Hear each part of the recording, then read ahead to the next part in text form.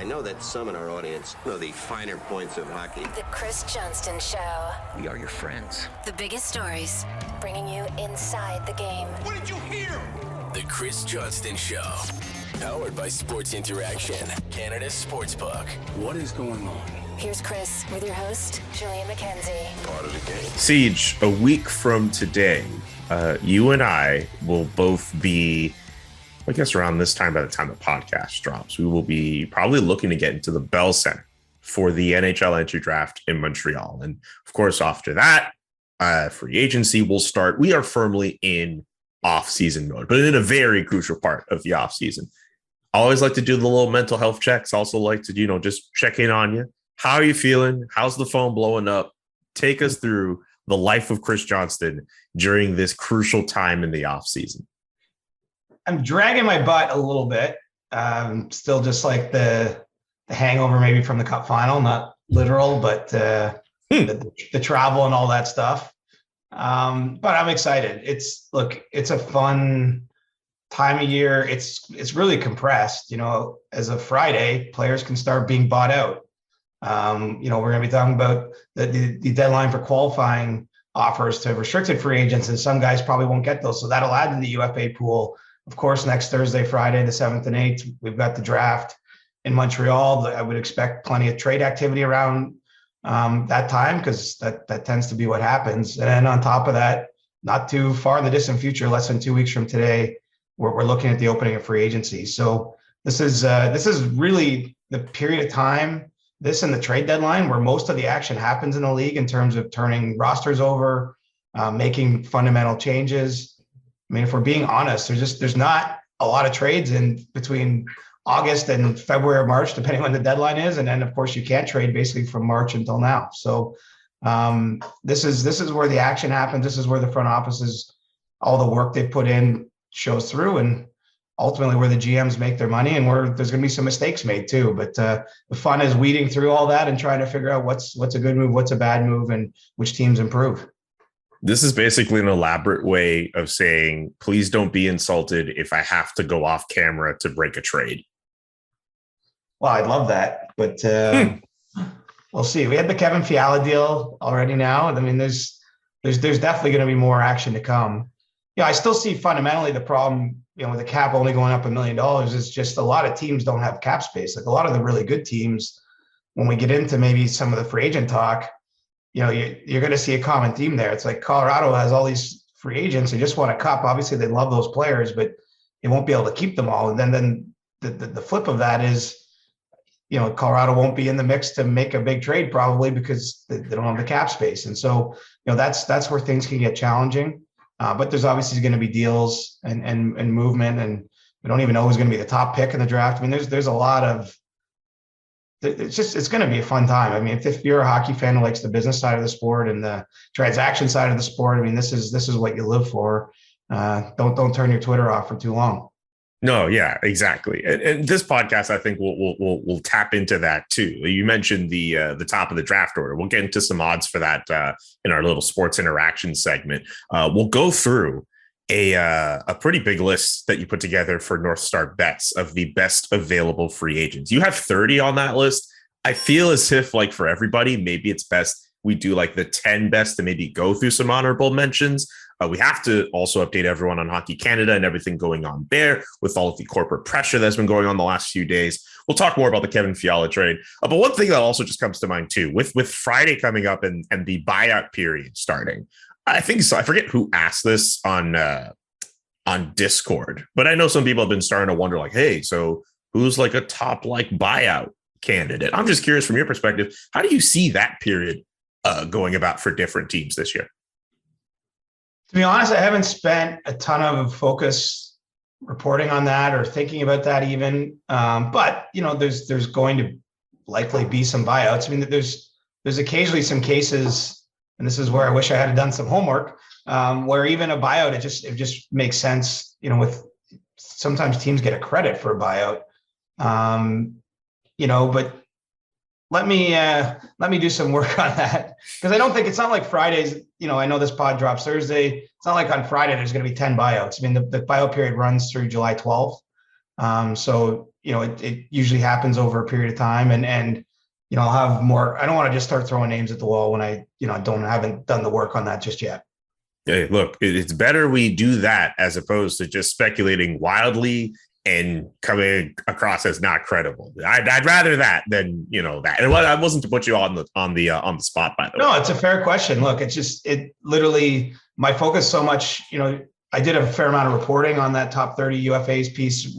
Involved a lot of reaching out to people, trying to get a sense of where the market is, what's happening with certain players, of course. And so I've put most of my energy since the cup ended towards getting my mind around how free agency is going to go here. And so I haven't quite got to the buyout thing. I mean, typically you get 5 or 6, 7 players bought out. Sometimes it's guys that are pretty clearly basically at the end of their career. Every once in a while, it's someone who then goes and signs and just maybe they make too much for that team situation, but they're still a pretty good player. But I just don't have the answer at this moment. Dude, like covering the buyout period compared to a top 30 UFA list is kind of like covering the buyout period is like how I would say small fries in side order. Like, don't worry about that. You put a lot of effort into something that we're going to be talking about a little bit more throughout the off season. So don't sweat yourself with that. Don't worry about that.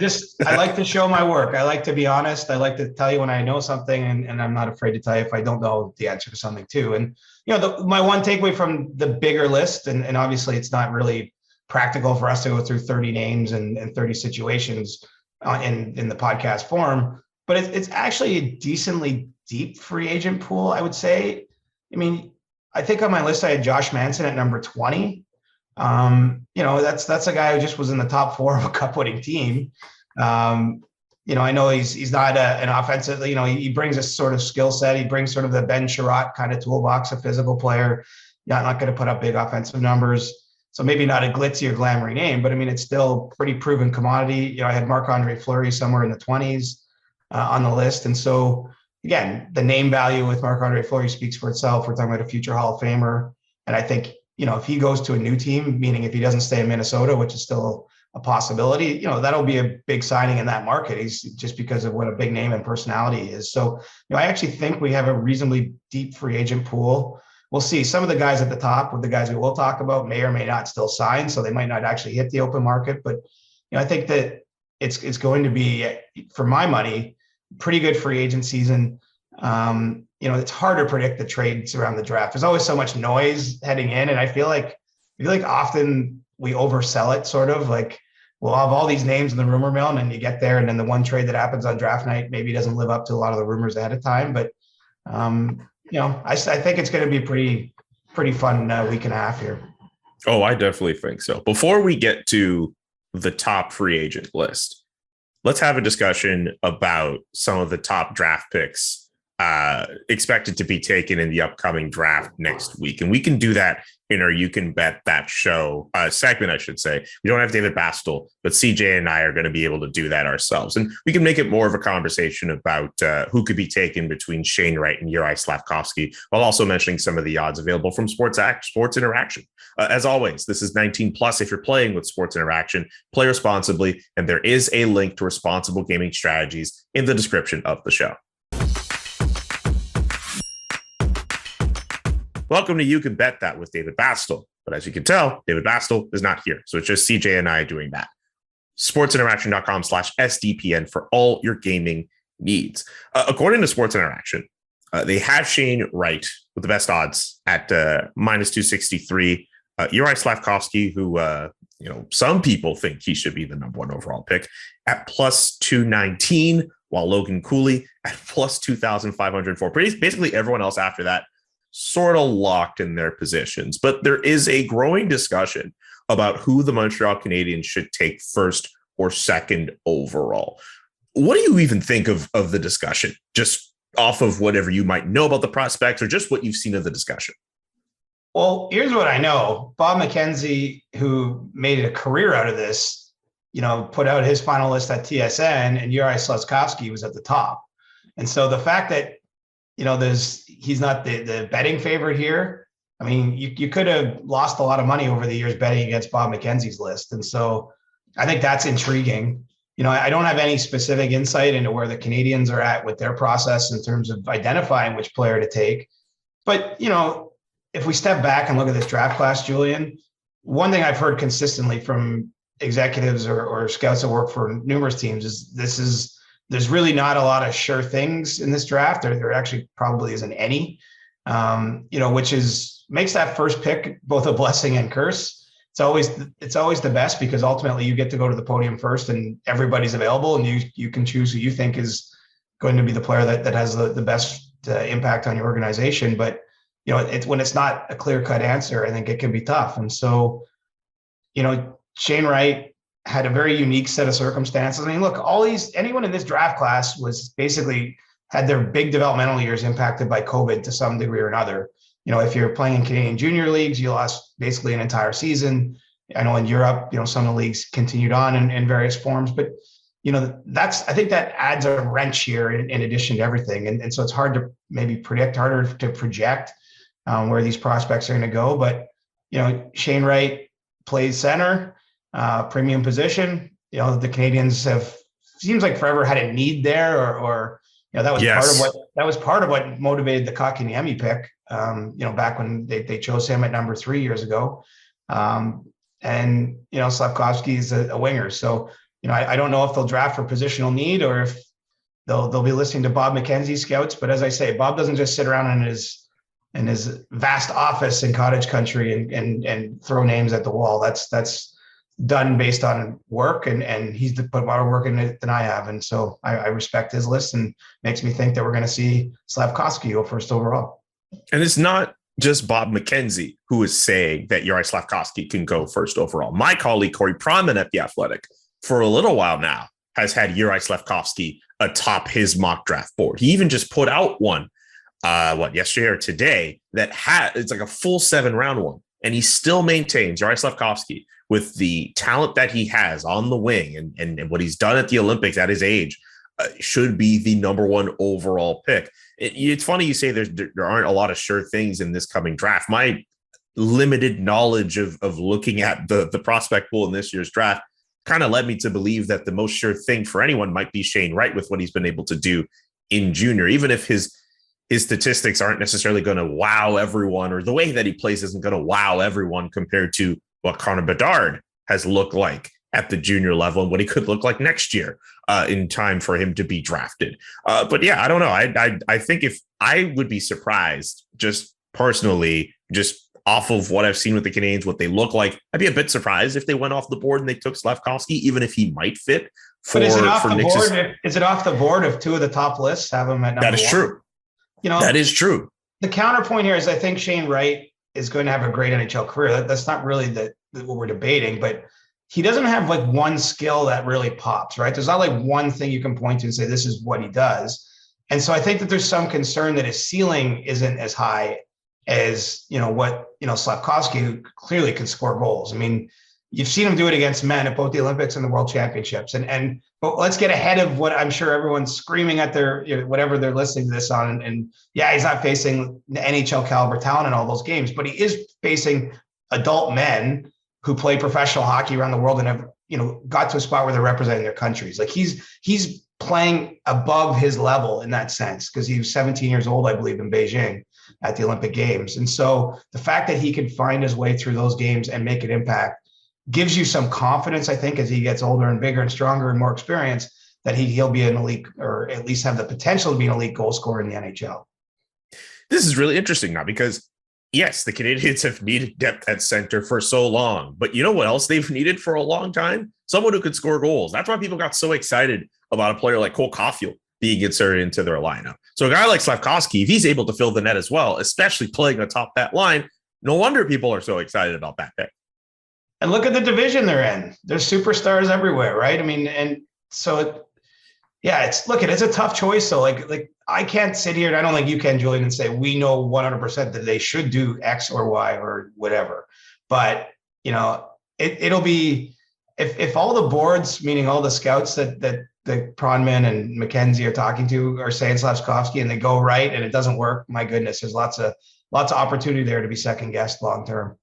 I mean, yes, but it's a mock draft. I figure we should give some of these people some grace, man. Like, if you expect someone to get every single pick in a mock draft right, Like, you have to expect there's going to be some discrepancies. There's going to be some errors. There's going to be trades. Like, there's no guarantee. Like, what if, I'm not saying it's going to happen, what if by some chance some team is like, we have the ultimate package for the number 1 overall pick, and the Canadians end up getting, like, I don't know, like 3 or 4 other ones. I mean, we don't know what's actually going to happen. These guys are doing the best that they can to predict these things. I think people deserve a little bit of grace, but maybe I'm just, I don't know. Maybe I'm just talking out of my ass, and maybe, you know what, I'm just trying this is what makes it for a good bet, though, because normally we'd know who's going to be number 1, and we're not going to know until next Thursday night when someone steps to the podium and makes that announcement. Yeah, I can't wait to be in the building for that and to see how that's going to go. And great job rounding it off to the essence of this segment, which is, yes, you know, if people want to bet on this, you can go to sportsinteraction.com/SDPN for all the best odds before game, in game, and the best props. Again, sportsinteraction.com/SDPN. I'd say goodbye to David Bastel if he's here, but he's not here for this segment. So I'm left to just pat myself on the back. CJ, pat yourself on the back. I'll pour one out for David Bastel, a coffee on the ground for our brother. Oh, man. As I alluded to earlier, CJ wrote a expansive piece for North Star Bets on the 30 biggest available unrestricted free agents. I'd like to go through, if we can, the 10 best, but we can throw in some honorable mentions, because if you look through like picks, well, not picks, but players 11 through 30, there are still some pretty high quality players that teams could throw some money at to build their team. So what if we do, like, you know, who do you have at number 10 and then 9, 8 on up? How do you like that order idea? I like it. Do you have the list, though? Because I don't have it in front of me. So if as long as you could tee me up 10, 9, 8, then that would be helpful. I have the list in front of me, and I can mention who's 10 and mention their cap hits and whatever. We can get through that, but I have the list. So let's start with number 10. Too, in my process here, this is highly subjective. Like, it's not really meant to say if you like player 9 ahead of player 10 that I screwed it up. It's just more, it's basically taking a gauge of name value, obviously ability, interest that I think would be on the market if the player gets the market. And, you know, it's sort of cobbling that together into some list, you know. And I'll say too, Julian, like when I was doing this, I had my initial 30, and it's more or less the 30 names that you see in the final list. But I sent it to a few people I trust that work for teams, and they made some suggestions, guys to move up and down. And so I took their feedback that way. One of the things I ended up doing, there's no goalies in the top 10, but I did move the goalies up quite a bit, the top goalies from where I had them initially, at the suggestion, you know, from a couple of people who just said, look, there's so many teams that need goaltenders. We know it's slim pickings among that group, but maybe move those up. I had Jack Campbell, the highest rated among my goalies. That was not my call. That was, I again surveyed. Basically, there's 4 names I think will be the top goalies on the market in some way. It's going to be Campbell, Kemper, Husso, and Fleury. You know, so I took impact there. That's sort of how it works. Anyway, it's not meant to be definitive. It's more meant to be, here's a flavor of what I'm hearing on the marketplace. And thank you for explaining your process, because that is really cool. Because it's not just you looking at whoever's available and just thinking, oh, okay, I think this guy's more valuable. You actually put some work into this. Yeah, well, I mean, that's my job, right? It's meant to be fun too. Like, I don't obviously know where every free agent's going. I've linked some teams to some of these guys because I think the needs line up. But yeah, we're 2 weeks out, or a little less than 2 weeks out, and we're going to be reporting the hell out of this now from now until through the 13th. Let's get started with number 10 on this list. Big Val currently of the Colorado Avalanche, Valeri Nichushkin, was making $2.5 million this year. We've seen what he was able to do in the postseason, standing out as a great two-way forward. And you have the choo-choo train, as some people call him, at number 10 on the UFA list. Yeah, and I would say if I had compiled this list, say, before the playoffs, just for argument's sake, he would have been probably one of the biggest risers, right? I mean, he had a great regular season. By far his best as an NHL player, or most productive. But I think what you saw from him in the playoffs, in the Stanley Cup final specifically, playing on a broken foot, it appears, based on his Instagram and the x-ray he put up there, you know, I think moved him up the list. And were he to get to market, I think he would have some really intriguing options and fair amount of interest. I don't, as we're recording this now, though, expect him to become a UFA. I think of Colorado's many players on expiring deals, he's considered their top priority when it comes to getting him signed. I believe he wants to stay there. Let's remember, he had a tough time in Dallas early in his career. He was actually bought out there a couple years ago, and he's found a home and a comfort in Colorado. He's obviously blossomed into this player. He's just won a Stanley Cup. We'll have to see how things go. I think they're still cleaning the champagne off the walls there, rather than getting down and dirty on contract negotiations. But I think that there's a huge desire from his side and the team side to sign an extension and keep him from hitting the open market. That was a nasty photo of that foot, by the way. It's crazy. I mean, and we know, I heard Tampa's list of injuries. We probably won't get into on this show, but like every team that plays that long deals with it, but it's still what a grueling thing it is to win that cup. Yeah, absolutely. A lot of pain, no gain, or whatever. And I know we got to be careful about how we glamorize that, but the fact that players go through stuff like that is just insane. Let's get to number 9 on our list here. Evander Kane, who last played for the Edmonton Oilers and led the team in goals throughout the postseason campaign. Well, at this point, this is a complicated one, right? And absolutely, at this point, this is where things stand. The Oilers, as we know, have shown interest in keeping Kane. I think he's open to the idea, but as of this time, there's sort of no momentum, it would seem, towards signing a contract there. So you have that one piece of factual info. Then we have the fact that he's still involved in this grievance with the San Jose Sharks. It's not going to be resolved by the arbitrator before July 13th.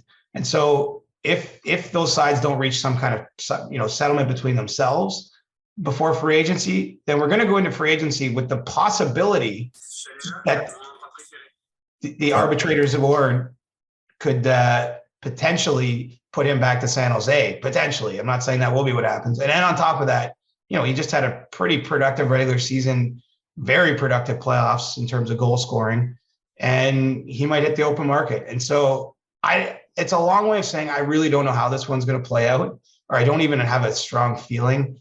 My best sense is that he's going to hit the market, and we'll see what's out there for him.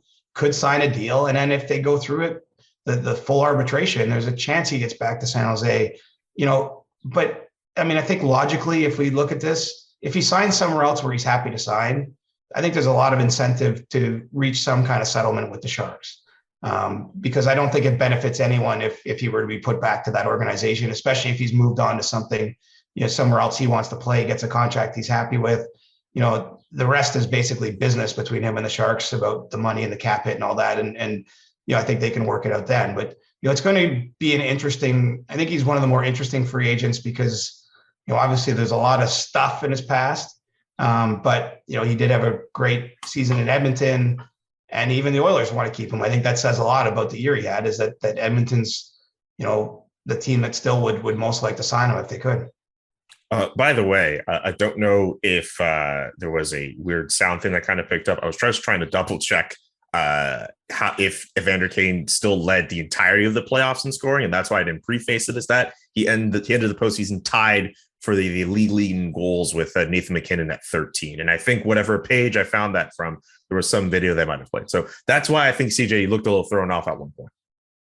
Yeah, I didn't know if like producer Nick was chiming in and being like, "Cut it, this is garbage. We got to stop," or what. But let's just truck on.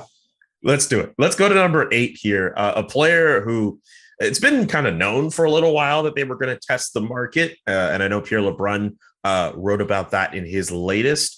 John Klingberg, the right shooting defenseman for the Dallas Stars, was making $4.25 million this past year, but at 29 though. So I'm very curious about how much money he could make on the open market. Well, I think he's looking for a raise on that contract, right? He signed it 70 games into his NHL career. It was kind of a creative deal at the time. What's interesting is I don't think in his mind has closed the door on Dallas, but there's really been not a lot of interest shown from the Stars for some time. I mean, they did talk during the season at a point about a potential contract extension that didn't obviously lead to a deal. And, now he's sort of been twisting in the wind ever since. We're still talking about a player that's not that old, who's been productive. I know his production has dipped in a negative trending direction the last couple seasons. So, he's not it's not as though had he hit free agency 2 years earlier, just for argument's sake, I think we're talking about a different level of frenzy around him. But I still think he's plays a premium position and has shown he can put up points in that role and will have interest on the market. I look at a team like Carolina, for example, that had expressed some interest in potentially trading for him this year. Maybe they circle back now in free agency to see if they can get him signed. I'm sure there will be others. But yeah, Klingberg, I think a reasonably big name. He's not that old, but probably these last couple of seasons where his numbers haven't popped quite the same. I mean, look, he's playing on the same blue line now as Miro Heiskanen, who's taken some of his minutes, so to speak, or soaked up more of that role. I think in the last couple of years that might have hurt his trend line a little bit. But Klingberg, I think will still be between him and Chris Letang. I mean, you got two right shot defensemen that have done a lot in this league, and I do expect him to hit open market though, unless something rapidly changes in the the Stars rather come out of a quiet period and offer him a deal and get it done here in 10 days time. Let's get to number 7, Claude Giroux, who was arguably the biggest fish available at the trade deadline a couple of months ago. Could he be on the move from the Florida Panthers? He could, all things being equal, I think he'd like to stay. That was a tough period for him, right? He had to waive his no trade clause. He got his 1,000th game in Philadelphia. There's a couple teams interested, and Claude, had the no trade clause, so he had an ability to sort of dictate where he went. He chose Florida, and I think he liked it, and they liked him. They would like to keep him too, but they've got some big cap issues, or they've got cap challenges. And they have other players that are free agents, whether it's Ben Sherratt or Mason Marchment, that they have to consider themselves. And I think for Claude Giroux, the money to some degree has to be there too. I don't know that he's at the spot in his career where he wants to take a big discount to play just anywhere. And so it'll be interesting to see if he and the Panthers can make that all work. It's not really clear yet what direction this is going. Usually when you have two willing parties, you can find a way, but I think Florida, there's also some news this week on Anthony Duclair had Achilles tendon surgery. Unfortunately, he's going to be out for some period of time. That does, essentially he'll be placed on long-term injured reserve. And it does maybe create a little bit more flexibility while he's out to sign some of these free agents internally that they're dealing with. But, it feels like in Florida, they're not going to be able to keep everyone. And so we'll be kind of watching to see where Giroux falls in the priority line. And if not, it's hard to say where he'll go. I mean, everyone in Ottawa seems to want to bring him home. I know we referenced that in a previous episode. I think he'll be open to looking at what the options are at that point in time. But, right now there's still hope that he stays in Florida from his end of things. And then, he'll react if the Panthers aren't able to get to a place from a cap perspective where they can make it happen. Yeah. To your point about Duclair's salary possibly being on LTIR, Giroux, obviously a big free agent for the Panthers to kind of deal with, but also Ben Sherratt and Mason Marchment are also some other names that they're looking into as well. So it's pretty interesting times for the Florida Panthers this offseason. And obviously tough luck for Anthony Duclair to have that offseason injury. He'll do everything to get himself back into playing shape, but just wanted to acknowledge how tough that was. Number 6 is interesting on this list because this is the shit disturber part of the list. Yeah, I don't see him playing anywhere else. But if a player like that is available, come on. Patrice Bergeron, if he is available, you could put him on your team today. He could easily be your team's best center. Right. And let's not spend too much time on this because it's probably a moot discussion. Joe McDonald, excellent reporter in the Boston area, has reported last week that Bergeron's ready to sign likely a 1-year deal with the Bruins. We didn't even enter this offseason. We expected it was either retirement or stay in Boston. But I will tell you, I had a conversation with someone who works for another team, and I was asking what players his team might be interested in, and he said Bergeron. I was like, well, Bergeron, he's not going anywhere. He's like, look, he doesn't have a contract today, and you're trying to do everything you can to have that conversation if that remains the case into free agency. He's a free agent. And so I do know that if he remains unsigned through to July 13th, at least one team will be calling, and probably more, to see if they could convince him if there's anything they could do to bring him over. And so until he signs that contract with Boston, he has a place on my list because he would be in huge demand from teams. It's just, I don't want to spend too much time on it because I I don't think I think he's probably resigning in Boston. I'm certainly not disputing Joe's report, but as we're recording this now, as of the time my list was posted at North Star Bets, Patrice Bergeron was still a pending UFA, and so he's on the list. I'll just say this, and we don't have to go further on that. If both of us were GMs and we saw a player of Bergeron's caliber up there and available, we both would be calling too. I don't think that should be a point of dispute with anyone. I don't think right. So. You got to at least let him say no, right? Or see if he'll listen, yes. or whatever. You got to go through that courting period, and look, he'll sign his deal in Boston before then, and he'll get removed from my next version of this list. But as long as I say, as long as he doesn't have a contract, he's staying on the top free agents list.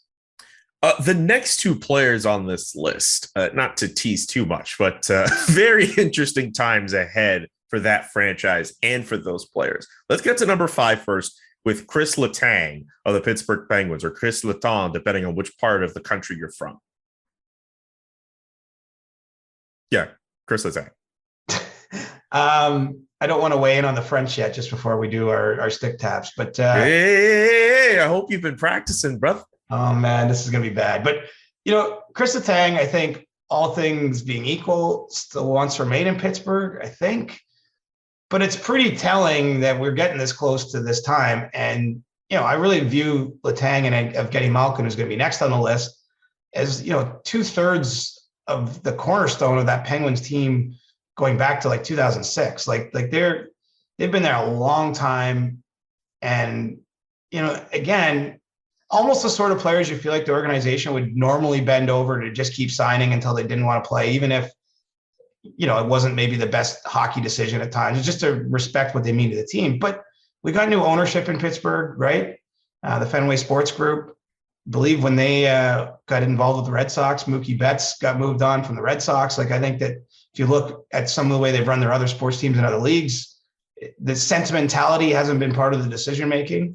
And so I don't know if they're going to be able to get this deal done, quite frankly. And so by no means do I think Letang wants to go to market and wants to go to the highest bidder. I don't think there's some, let's not acknowledge the rumors I think are false, but I don't think he's got a certain team in mind, not in Pittsburgh, he wants to play for. My impression is he really would like to stay. But, this is his last crack at a meaningful contract, I would suggest, at his age. And so if that doesn't come in Pittsburgh, I think he's a proud guy, has a clear sense of his worth. I mean, if you look around the league this year, he played on average his minutes per game were second or third in the entire NHL. He still logged a huge load. He put up big points total for a defenseman. And so, yeah, I would be fascinated if he actually hits the market where he might end up. And I think there'd be a few teams that would really step forward in a meaningful way, just because you normally don't get to add this player. I know he's older, so you're not looking at adding him for 5 cup runs or something, but you're still adding a pretty darn good player in free agency. And we don't always, the fact he's not number 1 on the list says the top end of this crop is really tantalizing. Yeah. Letang is still very much somebody who could provide a lot of value for a team. And I'm sure his teammate, Evgeny Malkin, at number 4 on your list, could very well still do that. He could. And look, it's starting to look more and more like Malkin is gone, I would say. It just seems that, I think Pittsburgh wants to go another direction. And, maybe having these sort of, if we call it a breakup, or, it's sort of hard to have it happen again with franchise cornerstones and icons. But, Malkin, I think it's fair to be worried about age-related decline, even though he did have a point per game this season. It's fair to worry about his health because he missed half the season after significant knee surgery last summer. But, I think that certainly there'll be teams looking to get him in. I don't know that anyone's going to get him on a bargain. So it might take some of the top contenders out of the mix, just because most of those teams have spent pretty close to the cap already, and might not have a spare 7, 8, 9 million around to give him even on a 1-year deal. The one team I wondered about a little bit, kind of tongue in cheek, but would he ever consider going to Washington? I don't have the answer to that. I'm asking the question. Washington is expecting to be without Nicholas Backstrom all year. Had significant hip surgery with a 12 to 18 month sort of timeline on his recovery. So, would he ever go there and play with Ovechkin, for example? Would he do kind of a heel turn if we're looking at wrestling or something to go from the Penguins to the Capitals? I'm certainly not suggesting that's going to happen, but as a certainty. But there could be some intriguing teams out there for him. he'd probably be a guy who would love to go play in Florida, for example. I know he keeps a house down there, but given what I've already said about the Panthers' cap challenges, I don't know if there's any world where that can happen. But I mean, this will be pretty intriguing to see where he ends up, and certainly there are teams. Could Detroit bring him in? Detroit's looking for a center. I'm just throwing some stuff at the wall, but it's as we're getting closer to 13th here, it's starting to look more and more like Malkin will be a free agent. And, we're going to learn something about his thought process by what team he chooses, because he hasn't ever had to make a choice, right? He's been a Penguin for life. He signed long-term deals when he could sign long-term deals. And now he's getting to map these last couple of years of his NHL career, potentially somewhere else. Great. You heard it from CJ, people. Please don't radio him for any of the teams mentioned on Evgeny Malkin. Those are just, ideas and not actual teams linked to Evgeny Malkin. Figured I'd just add that disclaimer for you, buddy. Anyone who plays the clip will cut out what you just said, and they'll somehow make it anyway. Look at it. We're trying to have fun here. Yeah, this is fun for me. Yeah, I hope you're having fun doing this, but don't worry about it, bro. I'm having fun. Well, I even wondered about Fleury in Washington, right? Like Marc-Andre Fleury. Same reasons as Malkin. It's sort of a bit of a heel turn for anyone who was a Penguin for so long. He was reluctant, it seemed, to go there during the regular season when they had some trade interest in him. Would he reconsider that this summer? I don't know, but Washington is a team in the market for a goalie. I'm rooting for chaos. I'm a reporter. We like storylines. We like a little animosity or juice. And imagine seeing two former Penguins legends in a Capitals sweater in a series against Pittsburgh. That would be pretty delectable. I'm not sure they can make that happen, but it would be. I'm here for the takes. I'm here for the content, and I think that'd be great content. Let me just go to number 3 before we spend like 20 minutes about what that would look like. Philip Forsberg of the Nashville Predators is number 3 on your top list.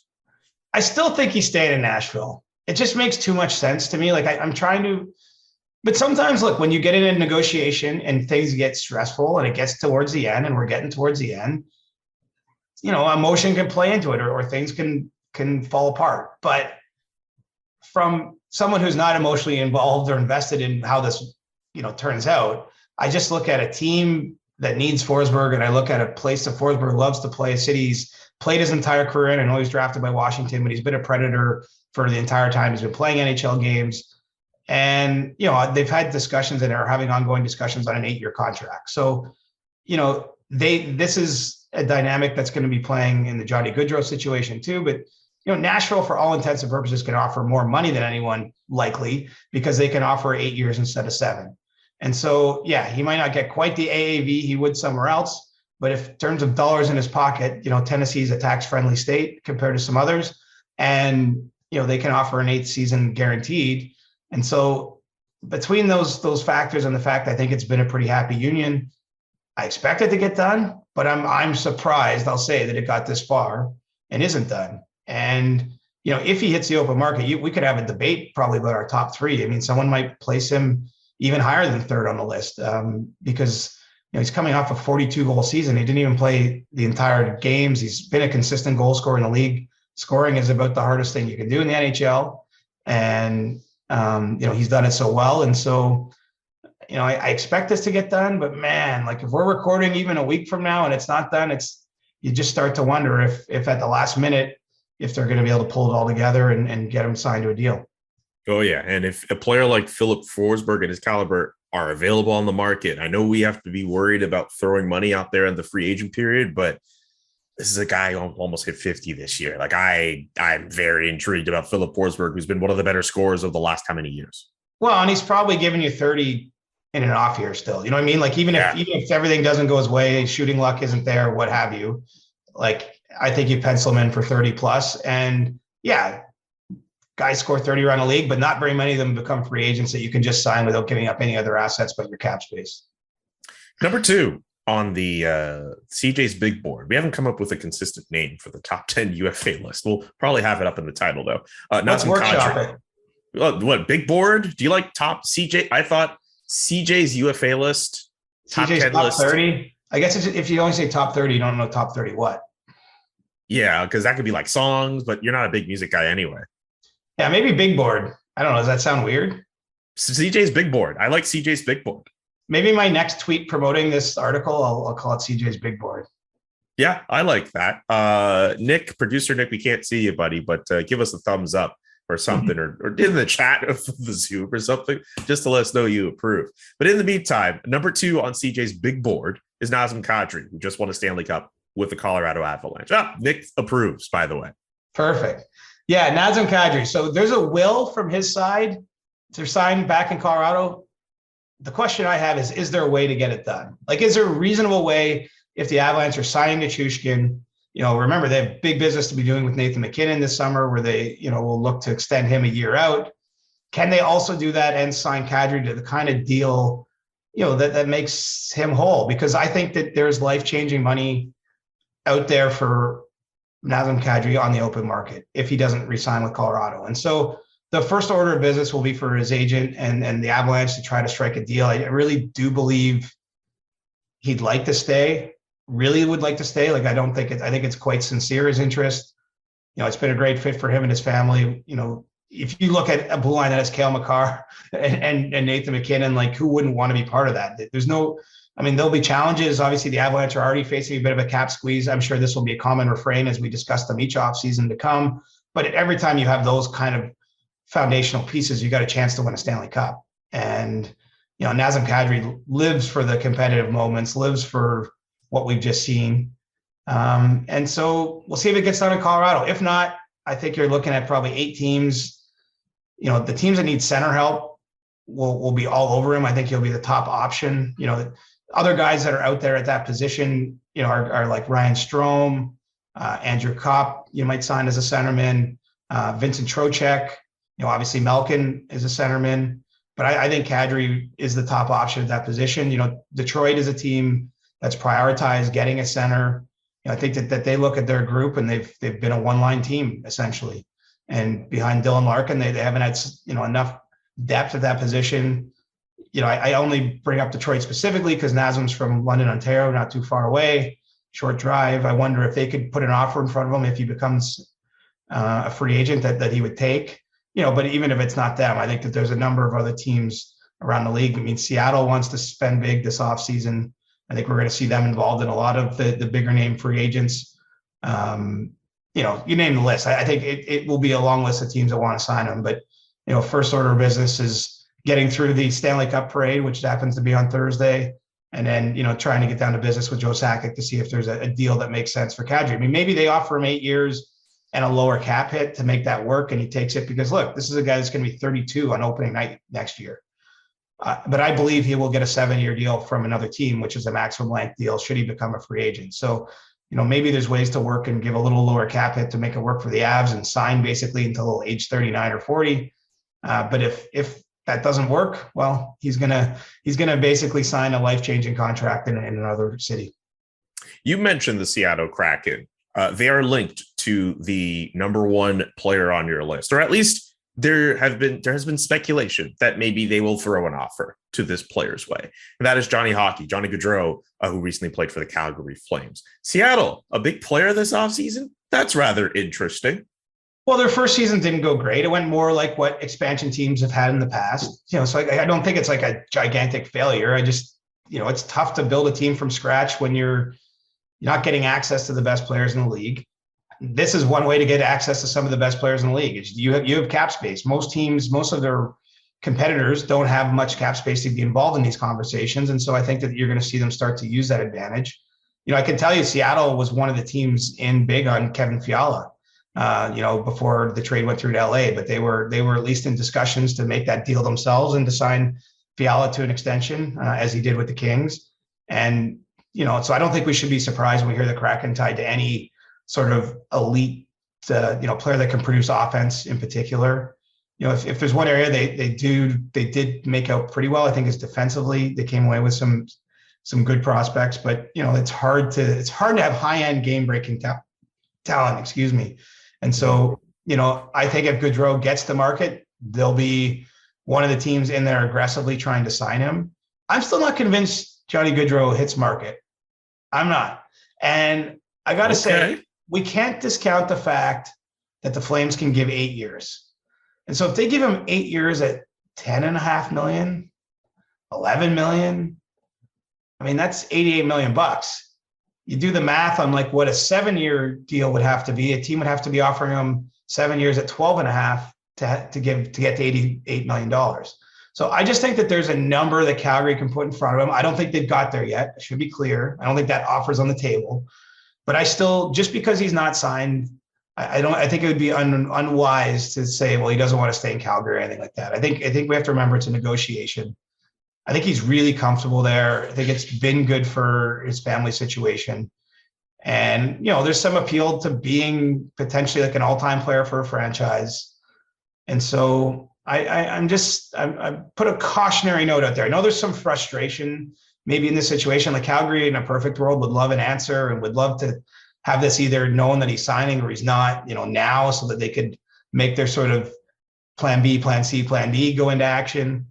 But just because isn't signed today doesn't mean he won't sign. And so, we'll see if he gets all the way to market. If he does, look out for Seattle.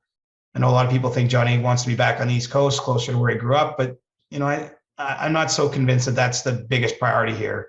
And so it's going to be fascinating to watch how that one unfolds, because it's a bit of a game of chicken when you get into these negotiations, and with the kind of money that he's going to make, it's a high stakes game. Absolutely. Johnny Gaudreau was part of the best line in hockey last year.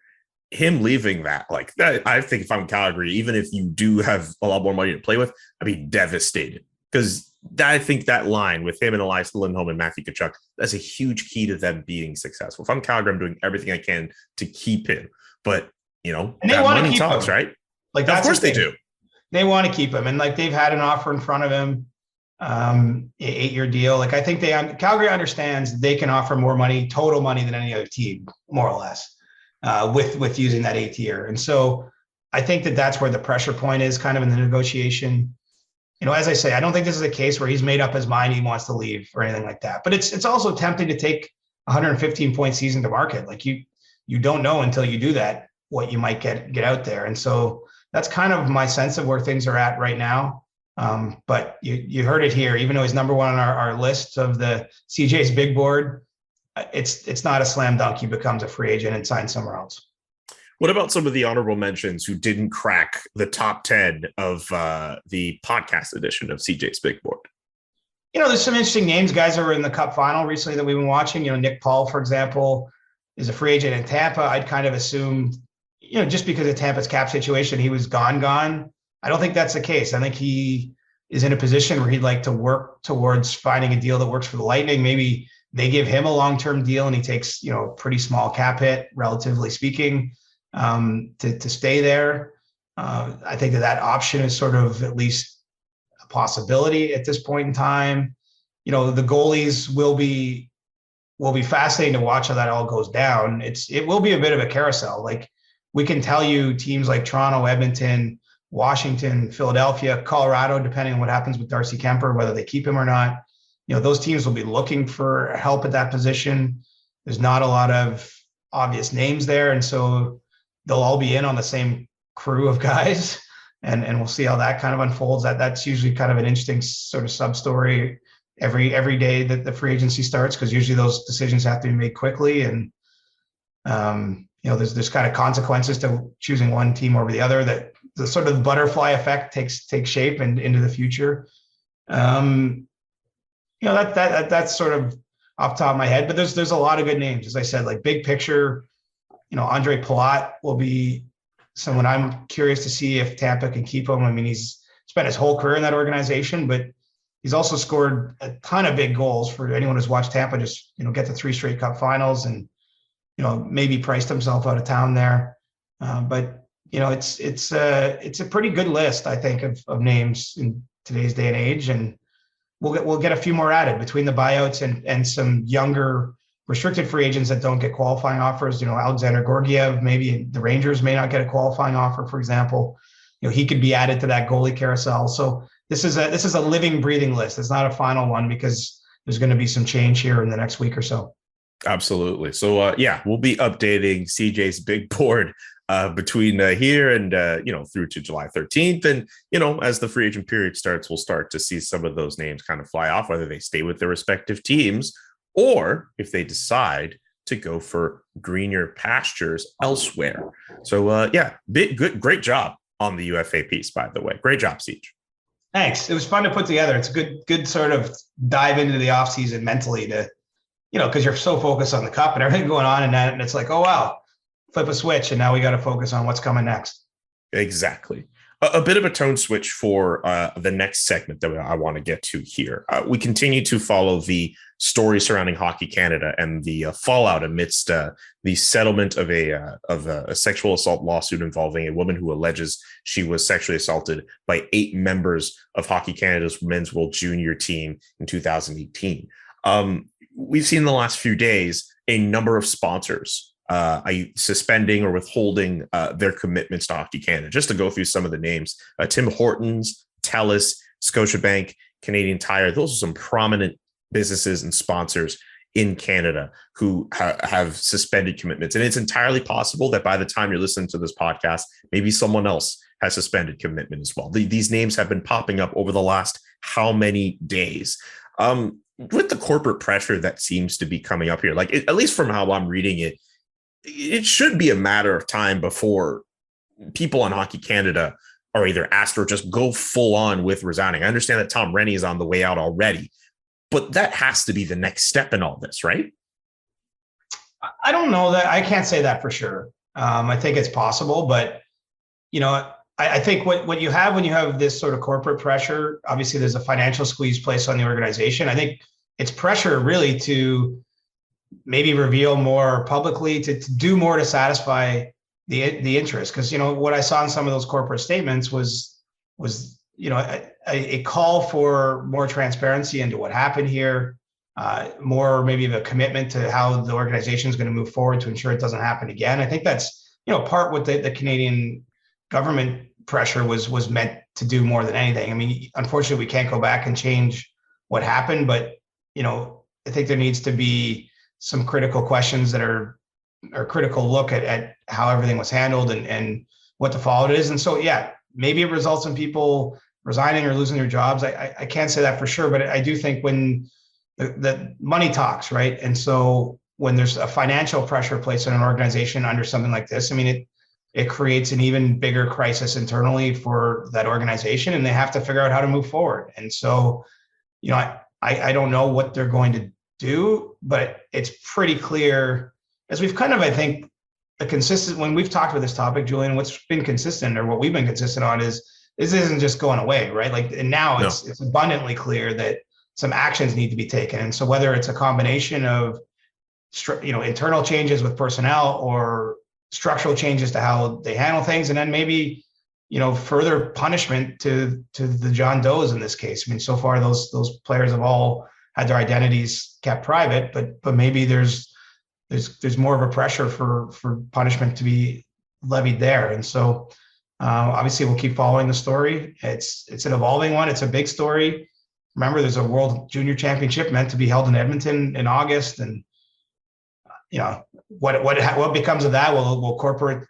Will the corporate sponsorship disappear there? I mean, Hockey Canada, has got great corporate sponsorships. The companies you named are some of the biggest, most prominent companies in our country that support that organization and don't want to be aligned with it right now. And so how they proceed from here will be worth paying attention to.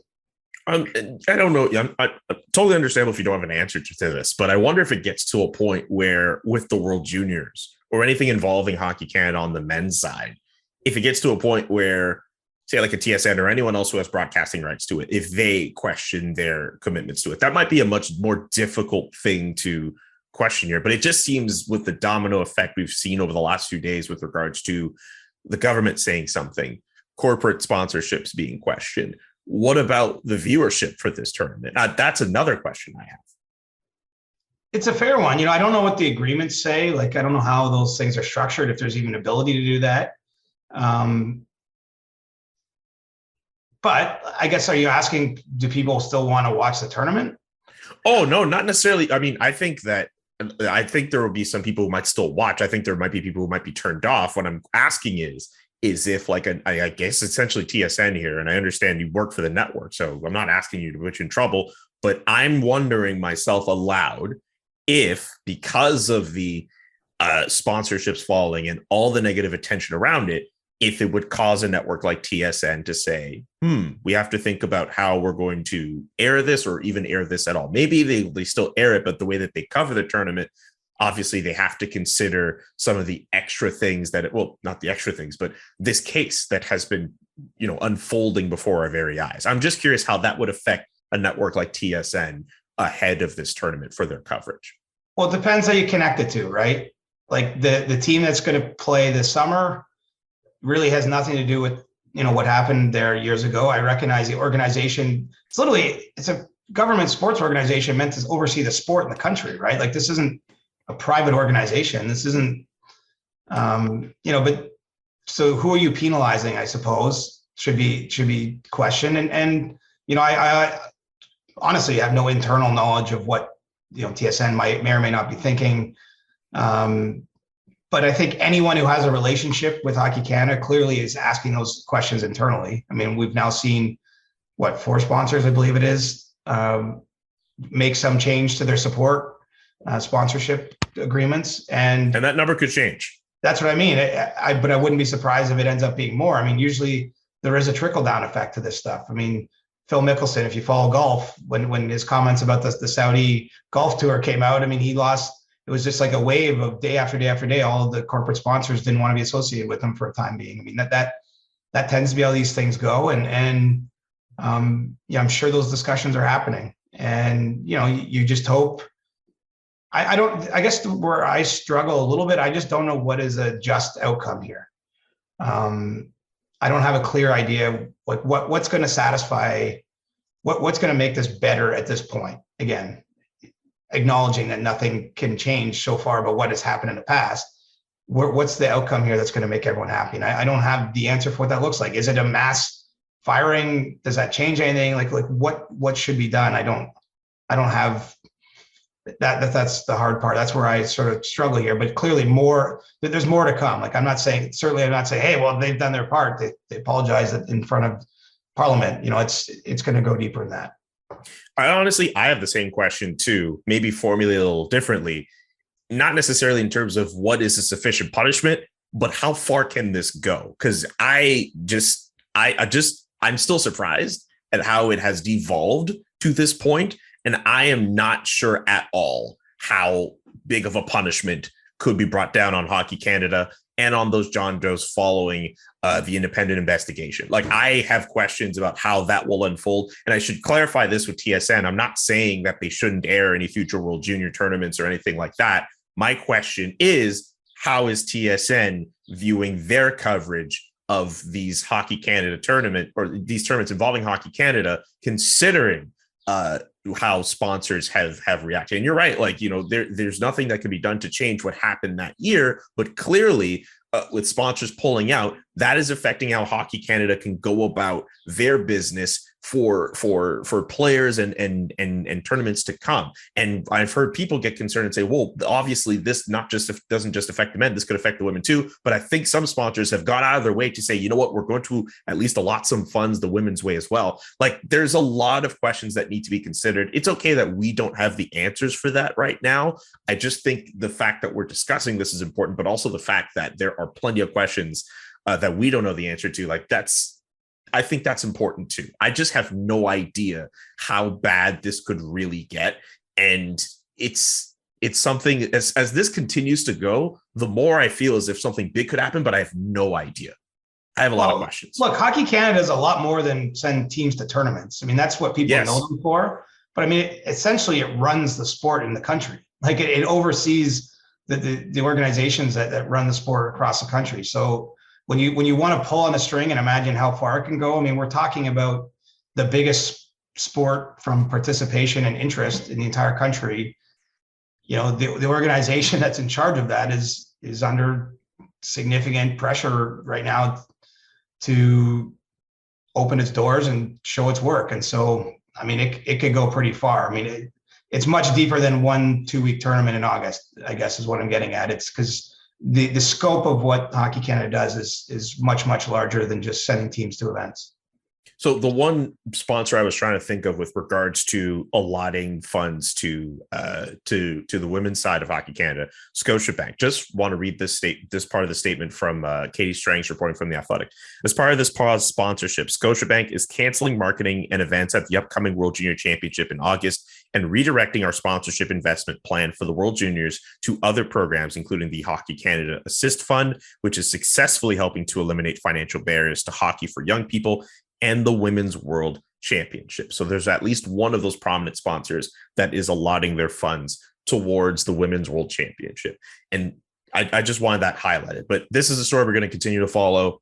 This is something that continues to have more legs to it. And again, I have no idea how far this can go. I'm similar to you. I have no clue what a fair and just punishment is, but I also just don't know how severe it might actually be. So we're going to continue to follow this as this goes along. I know there's going to be probably more developments to come in July, but we are going to continue to follow this story as long as we are up for the year. Let's get to one last thing before we get to weekly stick taps. We did kind of mention the Kevin Fiala trade off the top. We can touch up on it. I know you mentioned it up on your Twitter the other day.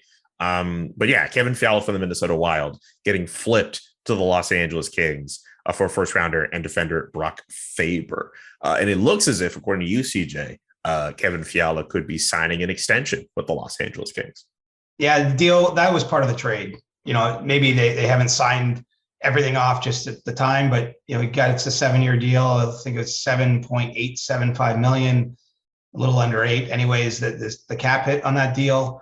There's a couple different teams involved till the end. As I mentioned, the Seattle Kraken were one of them. I'm told actually the Ottawa Senators didn't go right to the end, even though there's some speculation about that. So yeah, a great deal for Kevin Fiala. He was, 1 year out from potentially being a free agent. I think LA is a good spot for him. That they want him to be, they need some scoring help, but they're also planning on becoming a pretty good team in these next years. I think we're going to see them use some of their prospect pool for other trades coming up because they've amassed a pretty good prospect pool. And it's took a couple days. It sounds like to hammer out that contract, but they finally got it done, and it's a big swing for LA. But again, this shows the value of players who can score and players who can produce. Is those are hard to find when you're a team that's trying to build yourself up from the bottom. And so LA's gotten pretty aggressive here in signing him. And unfortunately for Minnesota, a cap casualty for Kevin Fiala with this big Chuck Fletcher contracts just really not helping Minnesota. And the cap troubles or cap issues, they'll be in for the next little while. Well, on the buyouts, right, to Parise and Suter, these next couple seasons will be difficult for the Wild, but yeah, I think they'll be able to withstand it. And, they're still going to be in a win mentality. So they're going to get prospects and picks as they have here, and maybe they can parlay those into other assets too. Any idea if, Minnesota should be still busy throughout this offseason, but I'm generally curious about how they'll go about the rest of their offseason now that they were able to shed off that salary from they were at least able to ship off his free agent rights. But just kind of curious about how they might go about the rest of their offseason. Well, they need a goaltender, right? And they'd like to keep Marc-Andre Fleury to be sort of a tandem mate with Cam Talbot.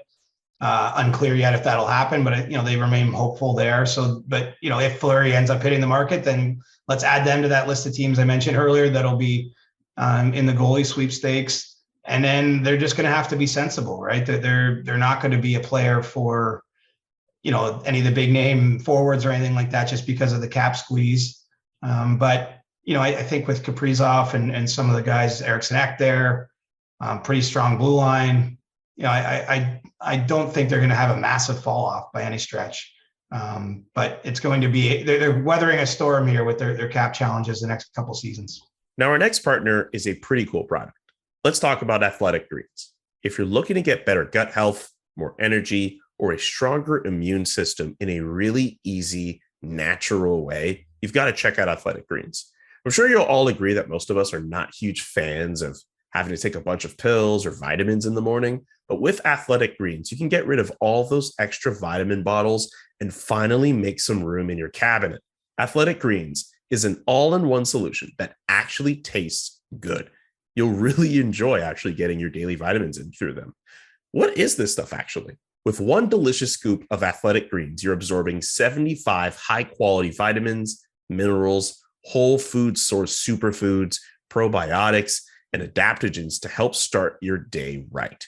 This special blend of ingredients supports your gut health, your nervous system, your immune system, your energy, recovery, focus, and even aging. All of the things. Like that's pretty cool. It's lifestyle friendly, whether you eat keto, paleo, vegan, daily free, or gluten free, and contains less than 1 gram of sugar, no GMOs, no nasty chemicals, or artificial anything, while still tasting good. It will cost you less than $3 a day. You're investing in your health, and it's cheaper than your cold brew habit. So you don't have to go out to the store, go to Starbucks all the time. Invest in some Athletic Greens. It has over 7,000 5-star reviews, recommended by professional athletes and trusted by leading health experts such as Tim Ferriss and Michael Gervais. Right now, it's time to reclaim your health and arm your immune system with convenient daily nutrition. To make it easy, Athletic Greens is going to give you a free 1-year supply of immune-supporting vitamin D and 5 free travel packs with your first purchase. All you have to do is visit athleticgreens.com/Johnston. athleticgreens.com/Johnston to take ownership over your health and pick up the ultimate daily nutritional insurance. And with that, let's get to Stick Taps. It's the segment we do every Thursday where CJ and I show someone some love. We show someone some praise. Should I start or should you start? I'll start. All right. So for those who don't know, CJ and I, ahead of the Stanley Cup final, put together a bet on who would win the Stanley Cup. I said Colorado. CJ said Tampa Bay. If the Colorado Avalanche lost the Stanley Cup final, I would have to gulp a large glass of pickle juice as not as punishment, but as my way of honoring said bet. CJ picked the Lightning. The Lightning lost. And because of this, he now has to do his stick taps in French. CJ is not fluently bilingual, as far as I know, at least in French. So that's going to be a bit of a challenge. But I appreciate him as a Quebecois myself for him at least trying to make this work and honoring this part of the bet. So good luck, mon ami. Merci. Mon stick tap est pour Vili Turu, un journaliste de Suomi, Finland. Il travaille à Canada pour 3 années et qu'est-ce que c'est move home? Il déménage. Il déménage à Helsinki cet été. Il est un bon vivant, un bon ami. Et au revoir, Billy. I did my best. You did it. That was like, you know what? That wasn't bad. That wasn't bad at all, man. That was good. I did not practice, which is probably evident. Like I didn't put anything. I didn't put anything through Google Translate and try to memorize it. I did use my very limited French to wish Vili Tour, a Finnish journalist who's moving home, the best. He's a great guy, and we're going to miss him here in North America. I was surprised up until you asked me about déménage. I thought you were reading off some block of text you wrote in Google Translate. Funny enough. Hand over heart. That was just off the top of my head. That was pretty good. So thank you for honoring that side of the bet et de parler en français parce que ton français n'était pas mal. Si tu pratiques un petit peu plus, peut-être tu peux être un peu plus confortable avec la langue, mais je t'apprécie pour ton français, Monsieur Johnston. Next time I see you, I'll get you a French English dictionary and a Becherel, buddy.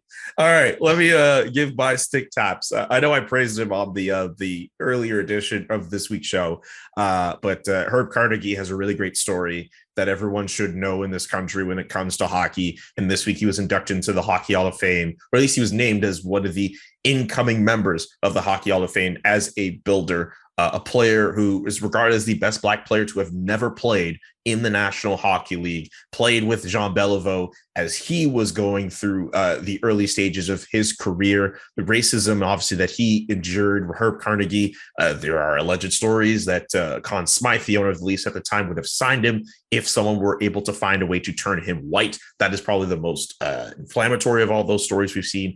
But Herb Carnegie shouldn't just be remembered for that. He should be remembered for his work with creating hockey schools to at least kind of foster the next generation of players and helping to inspire people to take up the sport and someone who is influential to the game and a name, again, that people should know when it comes to the sport of hockey, especially if you live in Canada. It's nice to know that the Hockey Hall of Fame was able to acknowledge him and was able to put him in the Hockey Hall of Fame. So I will give them stick taps for that. However, I will also add this. And this discussion was also being brought up in light of the names that were mentioned. And Haley Salvian did a great job writing about this as well. We need to figure out a way to get more women into the Hockey Hall of Fame because it's an absolute joke that only 2 of them can be inducted in one class at a time. And a player like Caroline Ouellette can't get in, and only one involved in this year's class, Enrica Salonen. So we need to get our game up, people. We need to find a way to get more women who have been incredible in the game of hockey into the Hockey Hall of Fame all at once. And there's no reason for us to cap it at just 1 or 2 people every year. So stick tap for Herb Carnegie and his family for everything that they've done to the game of hockey, and really happy to see him go into the Hockey Hall of Fame as a builder. But Hockey Hall of Fame, y'all got to do better. All right. That's pretty much it for this week's edition of the CJ Show. CJ, always a pleasure doing this with you. I know you're going to be in Montreal early next week. We will figure out dinner plans. And for everyone watching or listening, we hope to see you on Friday, next Friday, for the SDPN Fan Appreciation event. It's going to be lit. We're going to be at Casual Spa near the Bell Center. It's going to be a fun time, I promise. Subscribe to the podcast wherever you listen to podcasts. And thank you, producer Nick, for producing this show. I've talked enough already. CJ, do you want to just at least end the podcast with your own words so that way it's not just me talking? It is your show after all. Get ready for a freaking crazy 2 weeks, everyone. Hope you're back next week. Hats off, Julian. You're the man. You are the man. For CJ, I'm Julian. Peace. The Chris Johnston Show.